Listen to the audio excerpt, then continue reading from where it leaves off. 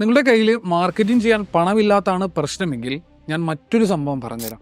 ഇന്ന് 25,000 കോടി റവന്യൂ ഉണ്ടാക്കുന്ന ഒരു കമ്പനി ആദ്യകാലത്ത് മാർക്കറ്റിംഗ് ചെയ്യാൻ പണമില്ലാതിരുന്ന സമയത്ത് ചെയ്തൊരു കിടിലൻ കാര്യമുണ്ട്. പിൻട്രസ്റ്റ് എന്ന് പറയുന്ന ഒരു ആപ്പ് നിങ്ങൾ കണ്ടിരിക്കും.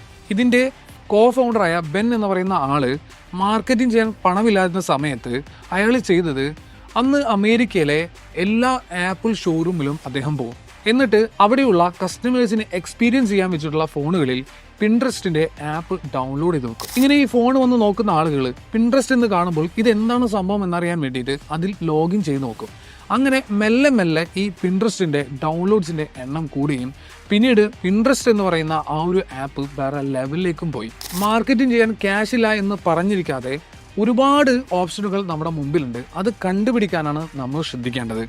നിങ്ങളുടെ ബിസിനസ് നിങ്ങൾക്ക് തന്നെ പണം ചെലവാക്കാതെ മാർക്കറ്റിംഗ് ചെയ്യാൻ പഠിക്കാൻ താല്പര്യമുണ്ടെങ്കിൽ ഈ കാണുന്ന നമ്പറിലൊന്ന് കോൺടാക്ട് ചെയ്താൽ മതി.